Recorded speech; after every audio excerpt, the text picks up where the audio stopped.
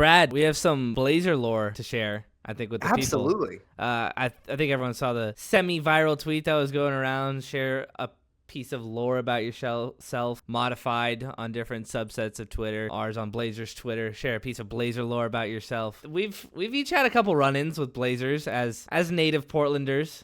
Yes, it's hard not to. Yeah. Portland's weirdly like, I feel like bigger than people think, but also very small. But when you think about it in terms of all NBA venues, like I live in LA, it's pretty hard to run into an NBA player. But Portland, exactly. And which I think is a beautiful and great part about it is you can run into Blazers, and when you run into a Blazer, you know you've run into a Blazer. Well, what's sad is it's actually been a while for me. And it's why I'm so happy to see guys like Shaden and Dame's back, like guys who are like really here a lot, because it, one, ups my chances of running into them. And two, it's cool. It's great to feel like they're, a part of the city, which the Blazers are, I think, the biggest single part of this city that we kind of all have in unison. Well, but I've got some good stories. Well, what was that last time you ran into a Blazer? The last time I ran into a Blazer was, I think, 2 years ago, maybe 3 years ago. And it was Robin Lopez during the summer. He supposedly lives here, or at least used to live here during the summer still, which is awesome. Wow. And he was walking out of, it was either, I don't know why I struggled with this. It was either outside of the game shop on Southeast Stark, or it's outside of a game shop on Northwest 23rd. I can't remember which one, but he was coming out holding like a game. It was like a board game, because he's a well-known, like he plays Magic. Like he's a well-known fan of fantasy. Robin Lopez. He's the man. He is. He really is. That adds up a lot. 100%. Yeah. He's like an avid Magic the Gathering player. Like he's the coolest guy. But he walked out holding a game he just bought, and he was tying his shoe on a fire hydrant. And from across the street, I wasn't on the street, I was across the street. I go, yo, what's up, Robin? And he goes, hey, man.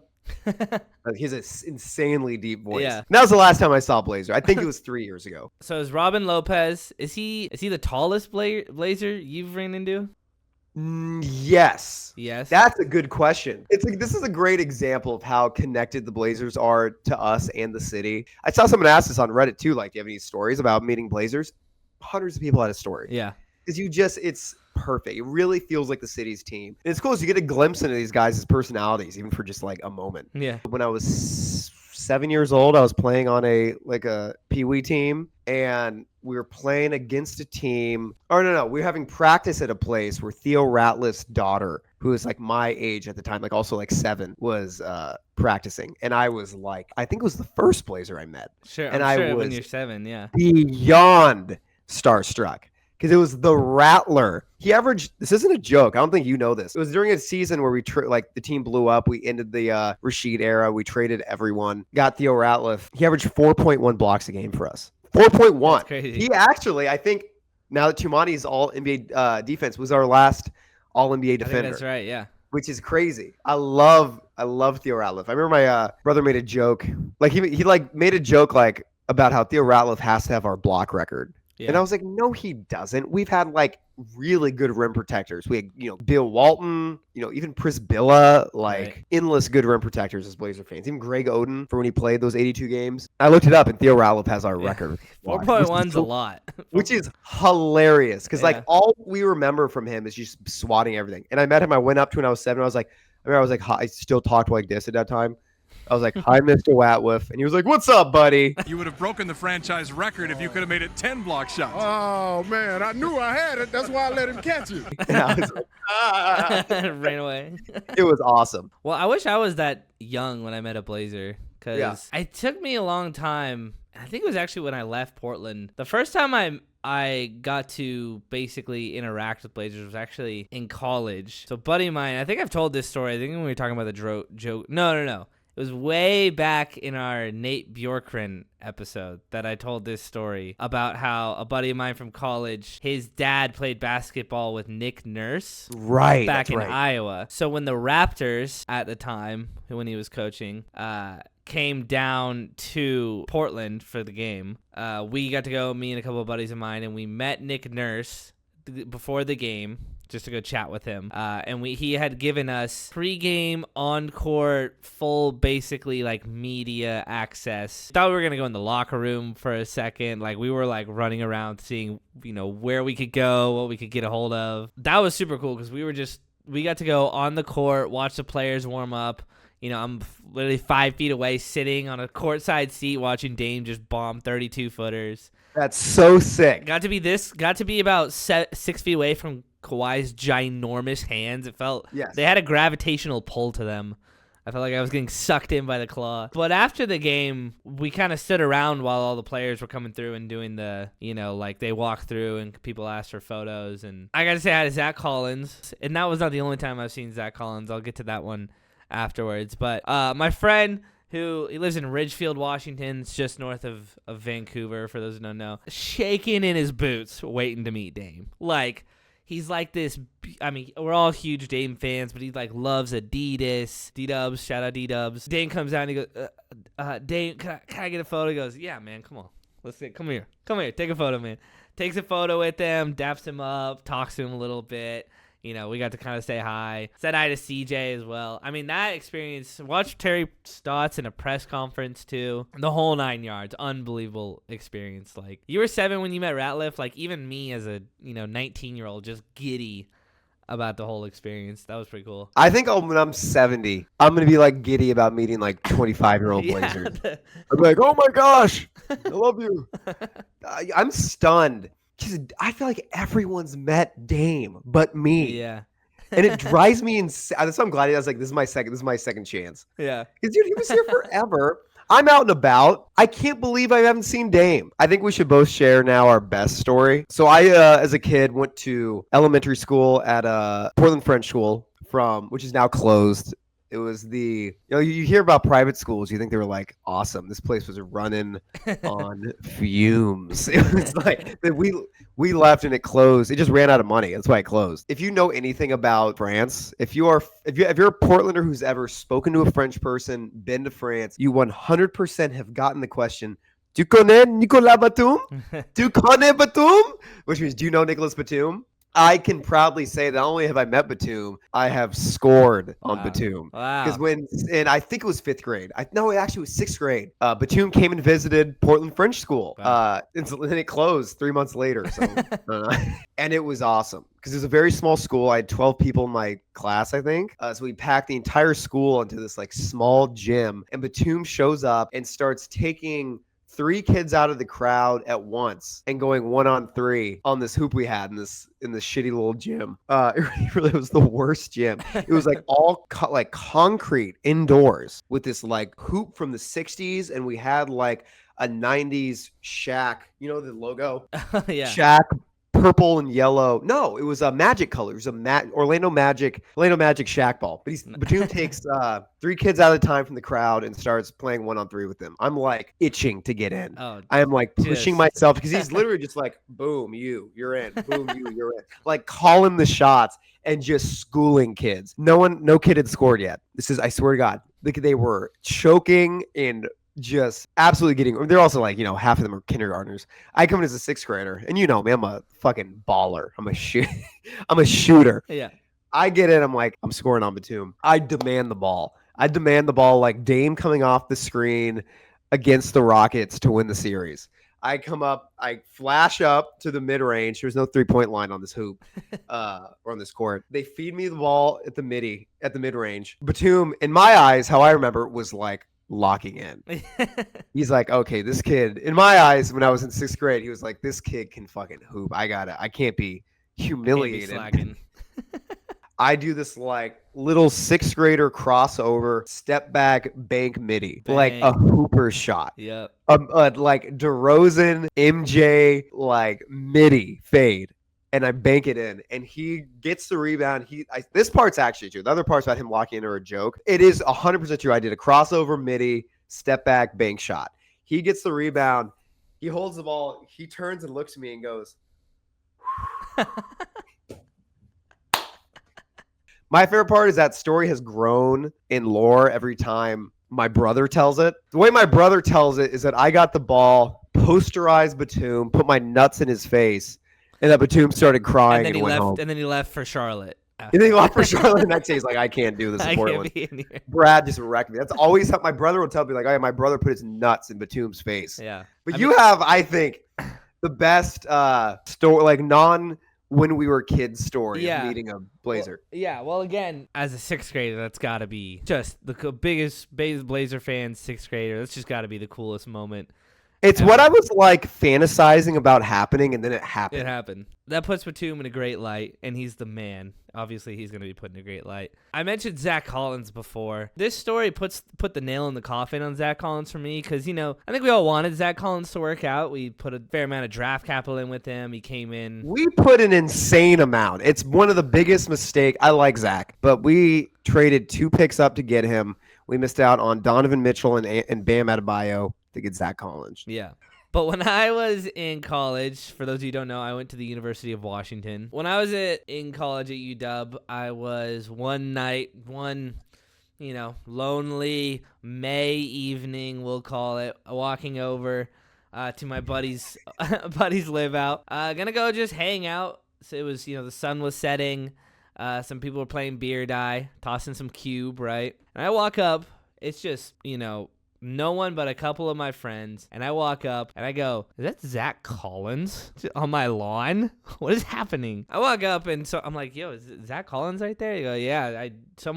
I think what had happened is someone on the UW basketball team who we were friends with had brought over someone who knew Zach Collins. Zach Collins went to Gonzaga, so I guess it kind of made sense being in the state of Washington. But Zach Collins is there. Zach Collins is hanging out, and I go, all right, well, everyone's looking at me. I'm the Blazer fan. Like, dude, you got to go talk to him. I'm like, all right, well, let me give it a shot. Zach Collins walks by me standing in the lawn, and he's holding a paper bag. And I go, yo, Zach, what's in the bag? He goes, don't worry about it. Keeps walking. And I go, all right. I don't think I remember that. I knew there was something that's like, geez, man. That's what he said? He goes, don't worry about it. I go, all right, well, that's my one Again, way he's to try. at your house. He's at my house. He's at my buddy's house. It's not like you're pulling up on him in public. No, he's at our house, and he already blows me off. I'm like, all right, whatever. About an hour goes by, and I had made it onto the beer die table at this point. You're the legend. Yeah, and just won a game with my friend. Hop on. Around the corner, Zach Collins. I'm coming in. I'm playing. We're playing beer die. He comes with his friend that he had, and I was like, all right, well, I'm now playing against Zach Collins, who's on my favorite team at the time, in beer die. We start playing. It's getting kind of dark, so I'll maybe give him a little excuse of this for a bit, but the game came down to it. It was kind of close. I did beat Zach Collins in beer die. When you win on the biggest stage, there's nothing better than that. So let it be known for the record that Zach Collins got beaten beer die. I didn't convert. Was he pissed? He was getting a little mad. One of my other friends was sitting up on, kind of the deck that overlooks it, and he didn't really know who Zach Collins was, and he kind of learned that he was a basketball like he was a, he's like, oh, this guy plays for the Blazers. Like, all right, cool. He was not letting him have any. Anytime Zach Collins dropped the die, he was getting it from my friend Dean. My friend Dean goes, nice drop, Zach. So I think by the end of it, Zach Collins had enough. I don't think he stuck around the house that much longer after that. It was honestly a tough decision to leave. I think that is so fucking funny. That is my biggest piece of Blazer lore to shrink it all down. I have beaten Zach Collins in beer die.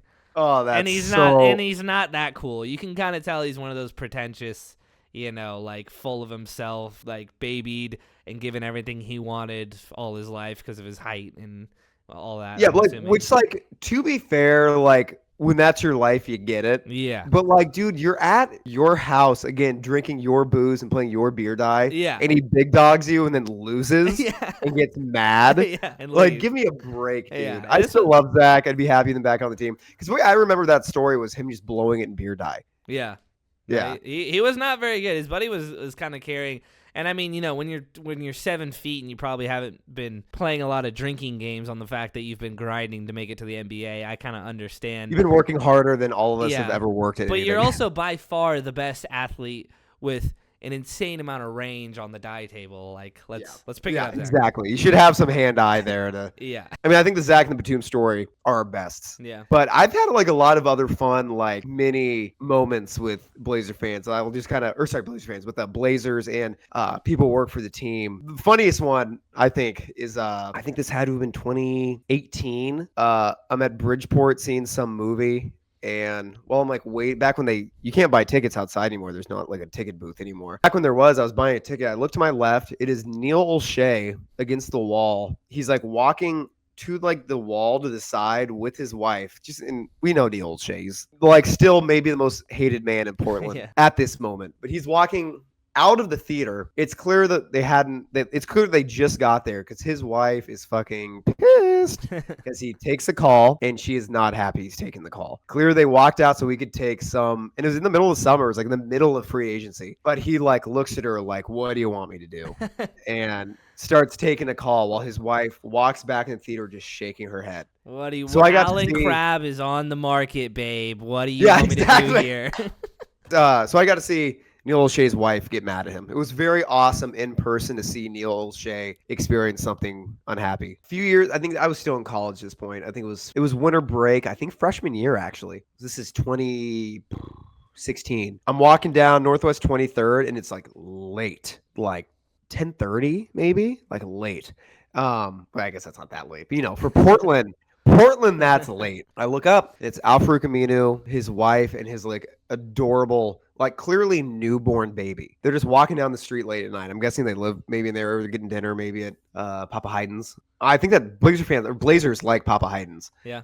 They like Papa Haydn's. They used to love, apparently in the 90s, Three Doors Down, which just closed and then reopened again, which is cool because it's a really good restaurant. But they apparently used to go there like weekly. But I guess they don't anymore. Apparently, from what I've heard, if you want to run into Blazers, go to the Westland Safeway. I was reading, like, everyone on Reddit had a story about, the Westland Safeway I saw Klingon, Westland Safeway I saw Scoot, stuff like that. That's pretty like the place to meet Blazers. I'm sure. Well, is that by the training facility? I think so. It's that, and then I'm sure a lot of them also live out there. But yeah, he's walking down the street. It's like, obviously I want to say hi, but like, oh, he's with his wife. I'm a good guy. Even at 19, I was like, this is not when he wants to say hi to a fan. Yeah. But it was really cool because he looked at me, I looked at him. It was clear that like I was like, and I think he respected that I wasn't saying anything because like maybe he couldn't care less, but he did. He acknowledged me, which I'm like was so stoked about. We walk by, he just does a quick little like, and I go, and that was that. It was awesome. It was so cool. I could tell he didn't want anyone to say hi to him while he's having like a beautiful family night with his newborn baby. But yeah, that was awesome. Well, I can't wait to go stock out at the Westland Safeway next week and just load up on some Blazer lore. I want to go. The Blazer I'm hoping to run into is Donovan Klingon and his new dog. I don't know if you saw that. Yeah, dude. But was her name Macy or something? Something like that, yeah. Yeah. I was actually going to ask that. So Klingon's the one that you want to meet next? Yeah, I mean, for the dog, but I think also meeting Klingon would be... Because Klingon, he's so tall. You guys would be boys. Enormous. Yeah. Me and Klingon... You guys would be absolute boys. Yeah. On the current team, I want to meet Dame. I never got to meet Dame, and that like baffles me that I never got to meet Dame or even see him. I just want to see him. I want to see what the aura's like. Yeah, because you gotta imagine like seeing him in Portland now is like, dude. I think round two. Better than ever. I think round two Dame aura in Portland is like because I think the first time around, he was the man, but it was just a normal like the man of Portland. Now he's like, I came back to y'all. Yes, like I am. He is now like elevated from the man to like a god in Portland. 100%. Yeah. Yeah. Not to glaze him too hard, but it's also gonna not happen to glaze one of him these too days. hard. Yeah. Well, I hope you guys liked listening to our Blazer lore. Let's hear who you guys have met. I'd love to hear that. Yeah. Please drop in the comments. Drop your favorite meeting a Blazer moment. List out all the Blazers you've met. We would love to hear and see, and because just like us, whether we were 7 or 19 or 3 months ago, I think it makes us giddy to see some of these guys who represent our team, and it'll probably feel that way for a long, long time, a lot longer than probably we would like to admit. Yeah. But we feel that way because we love the Blazers and because the Blazers they're pretty cool. I think the Blazers are actually really cool. If I'm being honest. If there's any video that we've done so far that proves that we think the Blazers are cool, I think it would be this one. So yeah. Again, appreciate you guys. Drop a like for us if you listen all the way. Subscribe if you haven't already yet. I imagine if you're someone who's listening to this part of the video, you probably already subscribed on this one. But tell your friends about it. Tell your friends about us. And we will see you next time.